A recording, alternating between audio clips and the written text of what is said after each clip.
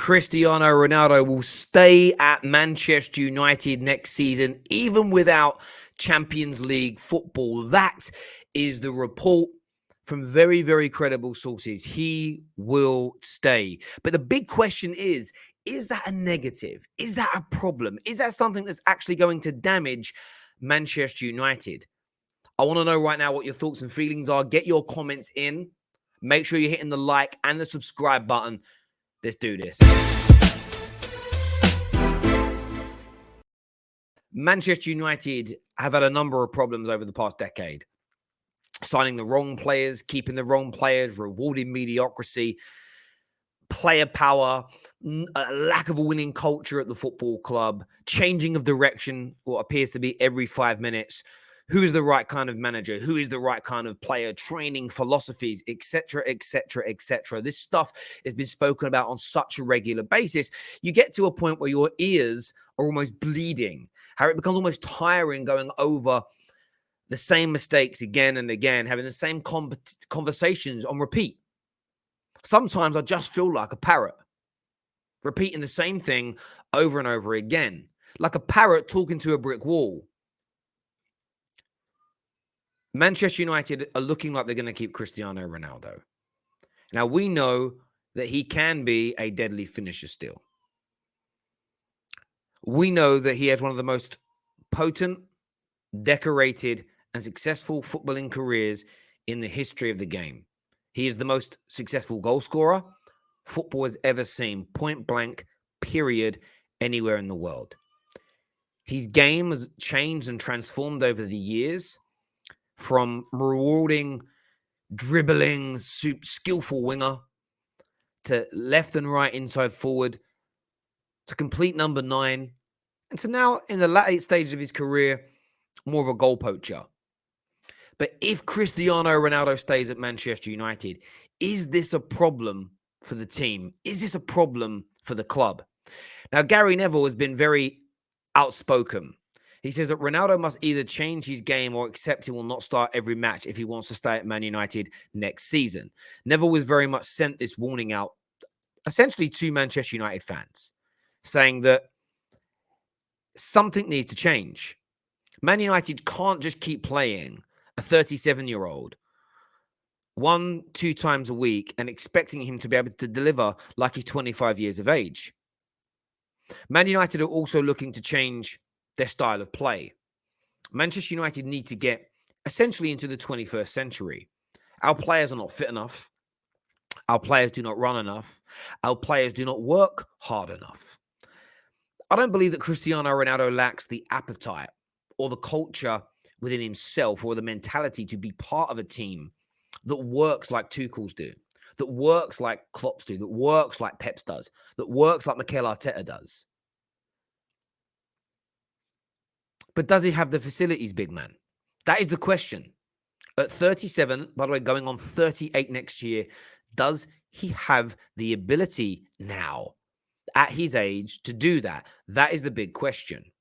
I said this a few weeks ago and I stand by it. And I know the likes of Rio Ferdinand have rejected this idea. But when he isn't scoring goals for Manchester United, he is a problem because he cannot do what younger players can. And football has transformed. And it isn't even just about pressing from the front at times or being able to make those runs in behind consistently for 90 minutes, the relentless nature that's needed. The fitness levels have gone to a new grade. If we look at the transformation of Arsenal this season, a lot of people will focus on the ball's moving better, the style of play is better, the coaching is better, the players are better. And there's lots of elements of that are true. But what stands out to me above and beyond everything else are the simplistic changes. Football is a simple game.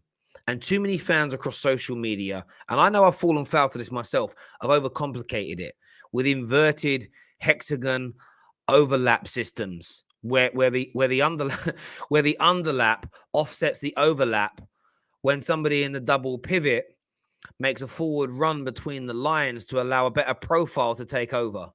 That's how I hear football being spoken about now. Like it's rocket science, and it isn't. You work hard to keep your shape. You press at the right times as a team. You sit deep at the right times as a team. Your formation has to be fluid depending upon who you're playing. So sometimes you go from a 4-2, a 4-2-3-1 and a 4-3-3 are not overtly different depending upon who you're playing, the nature of the game, and whether you're in and out of the ball. There are subtle changes, but it is subtle when it is simple. And when I look at Arsenal, the biggest thing that stands out for me is their work rate now. Their work rate has gone through the roof. How are they able to attain that work rate? The fitness levels have gone up. And the work rate I'm talking about isn't running around like headless chickens. It isn't just tracking back per se, but it's working hard to get back into shape to make it hard for your team to break you down. Go back and look at Arsenal's footage from 18 months ago and look how hard they worked to get back into shape when they're out of possession and compare it to now. That work rate to get back and regain possession or not be broken down leads to a sense of confidence, meaning there is more freedom in the attack. When there's more freedom in the attack and there's more belief in the overall team, you can express yourself more. Manchester United were absolutely lambasted and ridiculed for having too many moments of brilliance as a team. This is one of the most disrespectful and uneducated terms I'd ever heard in football. Every team that's successful has continual moments of individual brilliance in each and every single game. Whether it be Saka driving in from the byline into the box, whether it be the intricate play of a Phil Foden, whether it be the Beckham-like crossing accuracy of Trent Alexander-Arnold, these things are individual brilliance and techniques that stem from a great foundation and base system. And that is what's needed at Manchester United. And we go back to Ronaldo because that's what we're here for. Does Ronaldo give Man United the ability to build that solid foundation for the individual brilliance to stem from on a regular basis? The rate that Ronaldo has been scoring this year, 18 goals across in all competitions at 37 years of age, is a phenomenal output. But what about everything else outside of that? You also have to look at the fact that Manchester United are paying a huge amount of money out at the moment in salaries. Ronaldo being on £400,000 a week, but Rashford on 250, Cavani on 250, Luke Shaw 150, Bruno Fernandes 180, Maguire on nearly 200 grand a week, AWB on 90, Martial on 250, even Phil Jones sitting there on £75,000 a week. Man United are already hemorrhaging a lot of money on a lot of average players. And on that list there, honestly, only Bruno Fernandes has probably done something to deserve that. And even he is going backwards as of late. Plus, you've got Ronaldo's salary. United have got to be smart here. They have got to start clearing out players that are on too much money and not performing. These are the reasons that we're getting the leaks out the dressing rooms as well. There is jealousy and there is anger. You're the captain on 200 grand a week. You're playing like crap and you're never being dropped. But I never get a chance on an opportunity. If Ronaldo stays on 400 grand a week, we might even sign another young striker. But how many games is that individual going to get? There are lots of strikers available at the moment for the future. Some for the here and now and some for the future. You've got your Harry Kanes, you've got your Lewandowskis that may be available this summer. Younger than Ronaldo, more physically able than Ronaldo right now that could give us more. You've got lots of young up-and-coming strikers. You all have a different opinion on who you want, whether it's Davids, whether it's Isak. I'm just throwing those two names out as an example to you. There are lots of young up-and-coming strikers for the future. The Haaland, United aren't pulling that one off, but you get my point.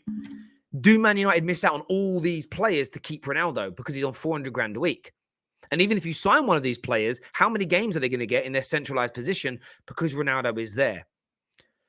I understand he's going to be hard to get rid of because he's on 400 grand a week. I know he wants to stay. But United have got to get this summer right. Whoever this new manager is, Man United have got to get it right. There is no room for mistakes. And I get this feeling that, Danny Murphy said this the other day, that United need to sell two players for the good of the team. And he spoke about Cristiano Ronaldo and he spoke about Paul Pogba.